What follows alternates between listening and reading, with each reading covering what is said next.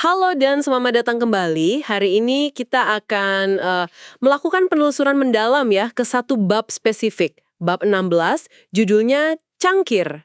Cangkir kopi ya. Iya, cangkir. Kedengarannya sepele mungkin ya, cangkir kopi biasa gitu. Tapi percaya deh, eksperimen yang mau kita bahas ini pakai barang sehari-hari nih, buat mengungkap sesuatu yang wah mendasar banget dan seringkali mengejutkan tentang gimana kita sebagai manusia bikin keputusan ekonomi. Betul sekali. Ini bukan cuma soal wadah minuman ya. Eksperimen cangkir ini pada intinya itu menggugat asumsi dasar dalam teori ekonomi standar. Khususnya soal gimana sih nilai itu ditentukan. Oke. Kita nanti akan lihat perbedaan yang, mencolok sekali antara dunia ideal teori, dunia para ekon yang dianggap rasional, hitung-hitungan, sama realitas perilaku kita, manusia yang sebenarnya. Lengkap dengan, bias-biasnya, keunikannya, gitu. Apalagi pas dihadapkan pilihan simple, beli atau jual cangkir. Oke, jadi misi kita kali ini mau membongkar fenomena psikologis yang namanya efek kepemilikan atau endowment effect gitu ya. Betul. Kita bakal lihat gimana eksperimen cangkir ini dirancang khusus buat nguji efek itu. Tapi dalam simulasi pasar yang terkontrol. Nah, yang penting nih, pakainya barang nyata kan, bukan token atau kupon abstrak yang nilainya udah ditentuin. Iya, itu kuncinya, barang nyata. Ini langkah penting ya buat lihat apakah temuan lab sebelumnya itu berlaku juga di konteks yang ya lebih realistis lah. Oke deh, mari kita mulai penelusuran ini. Nah, sebelum kita nyemplung ke detail eksperimen cangkirnya, ini mungkin ada baiknya kita pahami dulu ya kondisi ekonomi zaman itu kayak gimana sih? Metode yang umum dipakai buat nguji teori ekonomi di lab itu apa? Oke, jadi pada masa itu, pendekatan yang, dominan sekali itu namanya metodologi nilai terinduksi. Induced Value Methodology. Ini dipelopori oleh Vernon Smith, Vernon Smith, oke? yang dapat Nobel itu kan? Betul, betul. Sebagian karena karyanya di bidang ini. Idenya itu, gimana ya, menciptakan kondisi lab yang sangat terkontrol buat menguji prinsip-prinsip ekonomi murni. Terkontrolnya tuh, sekontrol apa maksudnya? Sangat terkontrol. Jadi, dalam eksperimen yang tipikal pakai metode ini, subjeknya itu nggak berinteraksi sama barang nyata. Mereka dikasih semacam token, atau kupon, atau aset buatan gitu. Nah, yang krusial, eksperimenternya ini yang ngasih tahu nilai token itu buat masing-masing subjek secara pribadi. Misalnya nih, saya bisa bilang ke Anda, token merah ini nilainya $8, khusus buat Anda kalau Anda bisa pertahanin sampai akhir, gitu. Tapi buat peserta lain, token yang sama mungkin cuma $4. Ah, oke oke. Jadi nilainya itu diinduksikan, ditanamkan sama peneliti gitu ya, bukan karena preferensi pribadi subjek ke tokennya. Terus tujuannya apa dengan cara ini? Tujuannya yaitu untuk mengisolasi variabel ekonomi murni. Jadi kalau kita tahu persis nilai barang itu buat tiap peserta, peneliti bisa nguji prediksi teori, misalnya hukum penawaran permintaan atau efisiensi pasar. Dalam kondisi yang bersih lah dari preferensi subjektif yang rumit kalau pakai barang nyata. Ini memungkinkan perbandingan langsung antara prediksi teori sama hasil aktual di pasar buatan itu. Cukup masuk akal sih ya sebagai metode ilmiah buat nguji teori. Tapi kayaknya ada yang merasa kurang pas nih sama pendekatan ini. Tepat. Penulis sumber kita, Richard Taylor, itu punya keraguan mendasar. Pertanyaannya gini, apa iya perilaku orang di pasar buatan pakai token ini beneran bisa ngasih tahu kita banyak soal gimana orang menilai dan dagang barang nyata di dunia luar? Barang-barang yang nilainya kan nggak ditentuin peneliti. Munculnya dari persepsi kita, pengalaman, dan ya mungkin juga bias kita sendiri kan? Di masalah yang mau dijawab eksperimen cangkir ini ya, gimana sebetulnya kita menilai sesuatu yang kita punya versus sesuatu yang bisa kita punya? Disinilah konsep efek kepemilikan masuk kan? Bener sekali. Efek kepemilikan itu simpelnya ya, kecenderungan kita buat ngasih nilai lebih tinggi ke barang cuma karena barang itu udah jadi milik kita, dibanding barang identik yang belum kita punya. Oh, ini bukan soal nilai sentimental yang numbuh lama-lama ya, tapi sesuatu yang bisa muncul seketika. Begitu kita merasa memiliki, bahkan kalau dapatnya acak. Contohnya gimana tuh di kehidupan sehari-hari? Mungkin kayak tiket konser yang tiba-tiba nggak bisa kita pakai gitu. Nah, itu contoh klasik. Anda mungkin beli tiket, katakanlah Rp500.000. Terus tiba-tiba nggak bisa datang. Ada orang nawar Rp700.000. Tapi Anda rasanya rugi kalau jual di bawah 1 juta misalnya. Padahal, kalau Anda belum punya tiketnya, belum tentu Anda mau beli tiket yang sama seharga sejuta itu. Iya juga ya. Rasa memiliki tiket itu udah mengubah persepsi nilai Anda. Nah, Taylor dan rekan-rekannya ini pengen lihat, efek ini bertahan nggak sih di dalam sebuah pasar? Pakai barang biasa aja, kayak cangkir? Oke, jadi mereka mutusin buat bikin eksperimen langsung di Cornell University. Bisa ceritain gimana desainnya? Siapa subjeknya, terus apa barang yang diperdagangkan? Subjeknya mahasiswa, dari kelas ekonomi tingkat lanjut. Ini penting karena mereka harusnya lumayan familiar lah sama konsep dasar penawaran permintaan. Oke, Nah, barangnya kali ini bukan token, tapi dua jenis barang nyata yang menarik buat mahasiswa. Pertama, cangkir kopi keramik bagus, ada logo Universitas Cornell-nya. Waktu itu dijual sekitar $6 di toko kampus. oke, cangkir Cornell. Terus yang kedua? Yang kedua, di putaran selanjutnya pakai pulpen merek Zebra, yang bagus juga dikemas dalam kotak. Oke, lalu prosedurnya gimana? Gimana mereka nyiptain kelompok pemilik sama bukan pemilik? Prosedurnya cerdik tapi simple. Di awal sesi cangkir, mahasiswa dibagi dua kelompok. Acak aja. Separohnya kita sebut aja penjual, masing-masing dikasih satu cangkir Cornell, gratis. Cangkir itu jadi milik mereka. Dikasih gitu aja ya? Iya. Nah, separuh lainnya, pembeli. Nggak dikasih apa-apa. Jadi kepemilikannya acak ya, bukan karena si A lebih suka cangkir dari si B. Terus langkah selanjutnya apa? Langkah penting berikutnya, memastikan informasinya simetris. Semua mahasiswa yang dapat cangkir maupun yang enggak, diminta buat lihat dan periksa cangkirnya. Boleh dipegang, dilihat logonya, dinilai kualitasnya. Biar fair ya. Betul, tujuannya biar nggak ada beda informasi soal barangnya itu sendiri antara kelompok penjual sama pembeli. Oke, jadi semua orang tahu persis cangkirnya kayak apa. Terus gimana pasar simulasinya dijalanin? Mekanismenya dibikin mirip pasar induced value ala Vernon Smith tadi, tapi ya ini pakai barang nyata. Tiap mahasiswa, penjual maupun pembeli, dikasih selembar formulir. Isinya itu daftar kemungkinan harga cangkir, misalnya dari 025 sampai 925 gitu. Terus mereka ngapain sama formulir itu? Nah, mereka diminta nentuin harga reservasi mereka buat tiap harga yang ada di daftar itu. Harga reservasi? Maksudnya? Buat para penjual yang udah punya cangkir nih, mereka harus nunjukin di harga sekian mau jual nggak Ya. atau tidak. Dari jawaban ini, peneliti bisa tahu harga minimum mereka mau lepas cangkirnya. Oke. Nah, buat pembeli yang nggak punya cangkir, mereka nunjukin di harga sekian mau beli nggak Ya. atau tidak. Dari sini ketahuan harga maksimum yang mereka bersedia bayar buat dapat cangkir itu. Dan proses ini nggak cuma sekali. Nggak, ini penting nih. Pasar cangkir ini dijalanin 4 kali berturut-turut. Habis tiap putaran, harga pasar ditentuin, dari formulir tadi, transaksi dieksekusi, cangkir pindah tangan, uang dibayar sesuai aturan, terus pasar dibuka lagi buat putaran berikutnya. Oh, biar ada kesempatan belajar ya. Iya, biar subjeknya paham dan bisa adaptasi. Nah, setelah 4 putaran cangkir, eksperimen diulang lagi pakai pulpen. Perannya dibalik. Yang tadi pembeli, sekarang dikasih pulpen. Jadi penjual pulpen. Yang tadi penjual, jadi pembeli pulpen. Wah, rapi juga ya desainnya. Oke, sebelum kita buka hasilnya nih, coba kita mikir kayak ekonom dulu. Menurut teori ekonomi standar yang anggapannya nggak ada efek kepemilikan, orang rasional murni, apa sih yang harusnya terjadi di pasar cangkir ini? Prediksi teori standar sih cukup jelas ya. Kan cangkirnya dibagi acak nih. Nggak ada alasan buat mikir kalau yang kebetulan dapat cangkir itu, ya orang-orang yang paling pengen cangkir itu. Secara statistik, harusnya ya, sekitar separuh dari yang dapat cangkir, penjual, bakal menilai cangkirnya lebih rendah dibanding separuh dari yang nggak dapat, pembeli. Artinya, Artinya, harusnya banyak banget perdagangan.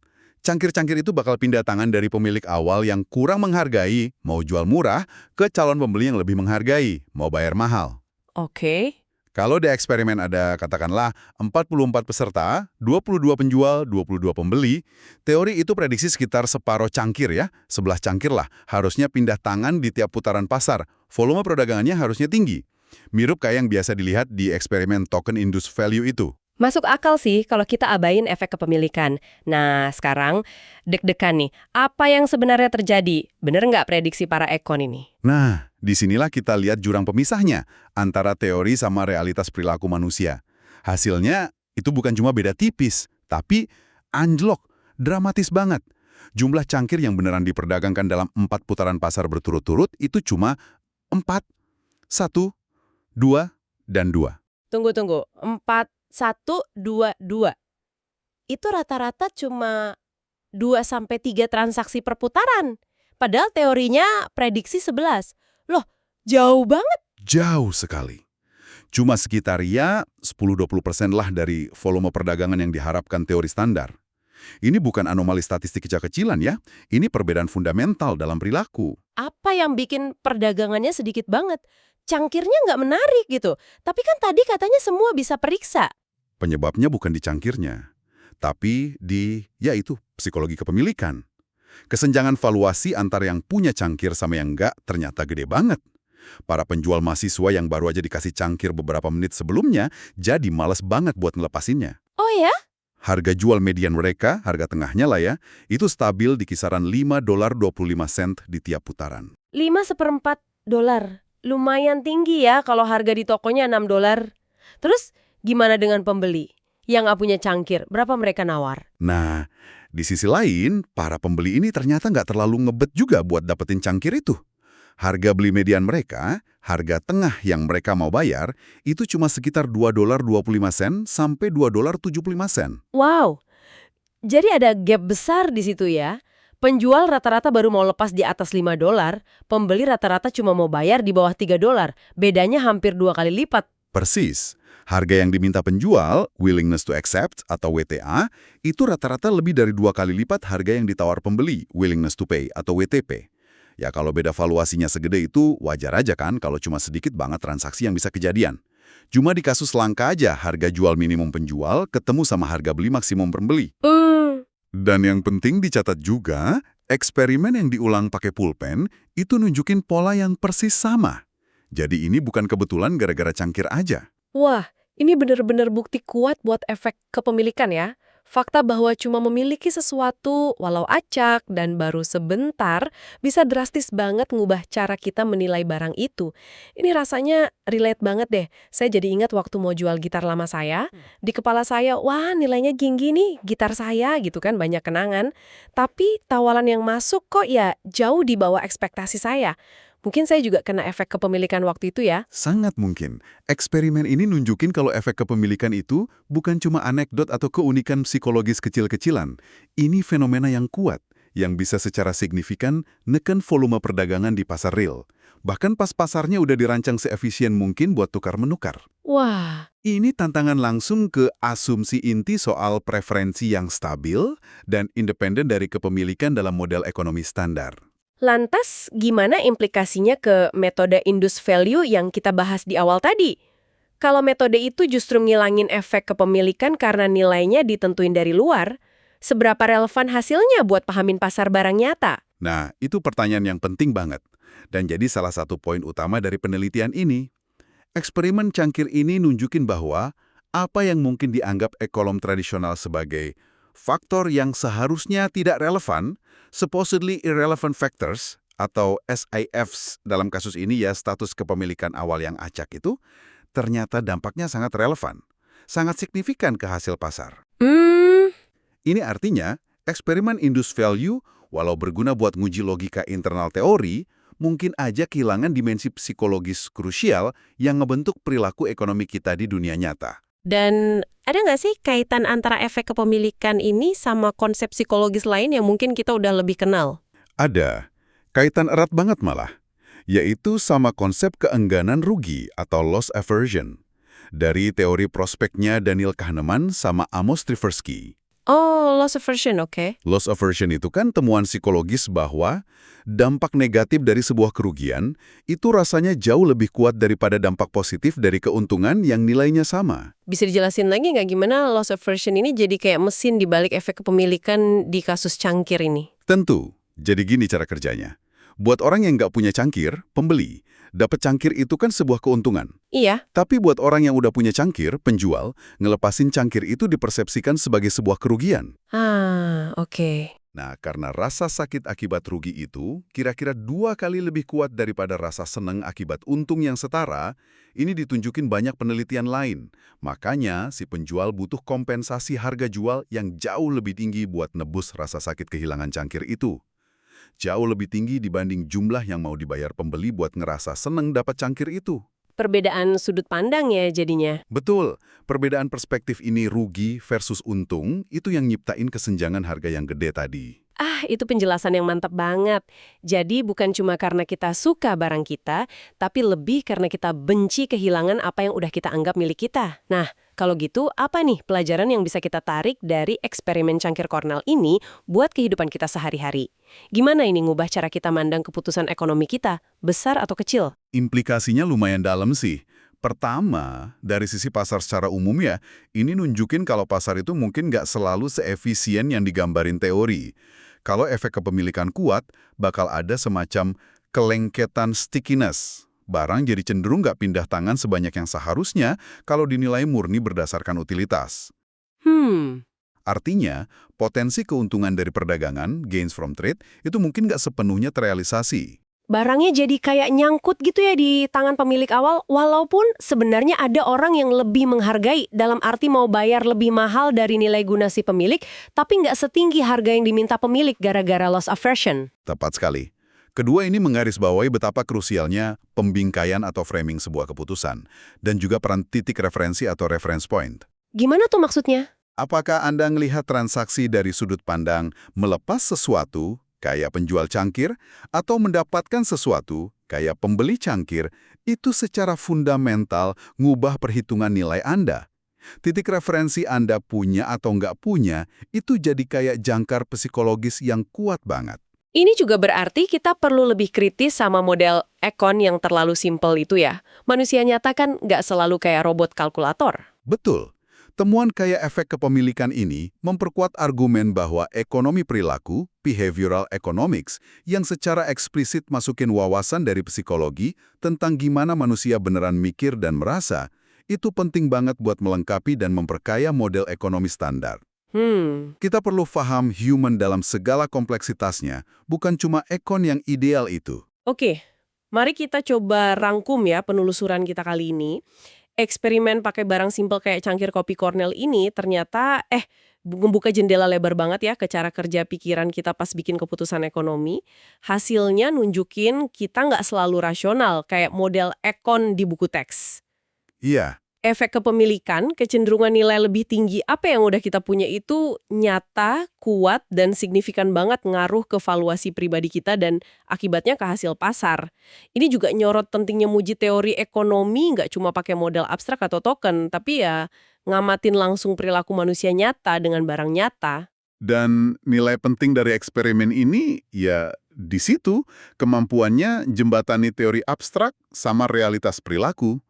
Dia pakai metodologi pasar yang dihormati, terinspirasi dari Smith, tapi ngeganti token buatan sama objek nyata. Jadi kita bisa lihat gimana bias psikologis kayak loss aversion dan efek kepemilikan itu bekerja, bahkan dalam mekanisme pasar yang dirancang buat efisiensi. Ini contoh bagus pendekatan berbasis bukti. Biar data perilaku manusia aja yang bicara buat nguji dan nyempurnain teori kita. Nah, sebagai penutup nih, mungkin ada satu pertanyaan ya yang bisa kita bawa pulang buat direnungkan. Kalau punya barang sepele kayak cangkir kopi, bahkan cuma sebentar dan dapatnya acak, bisa secara fundamental ngubah cara kita menilai barang itu karena kita benci kehilangan. Lantas gimana bias bawah sadar ini mungkin nyelip dan ngaruh ke keputusan-keputusan besar dalam hidup kita? Iya ya. Misalnya nih, tas kita kekeh pasang harga jual rumah kita jauh di atas harga pasar. Atau pas kita males ninggalin kerjaan yang nggak memuaskan karena takut kehilangan kepastian yang udah dipunya. Atau bahkan pas kita susah banget buang barang lama yang cuma menuhin gudang. Cangkir-cangkir metaforis apa aja ya dalam hidup Anda yang mungkin lagi Anda genggam terlalu erat cuma karena statusnya sebagai milik Anda? Pertanyaan yang sangat relevan buat refleksi pribadi kita semua itu. Terima kasih banyak sudah menyimak penelusuran mendalam kita kali ini. Sampai jumpa di kesempatan berikutnya.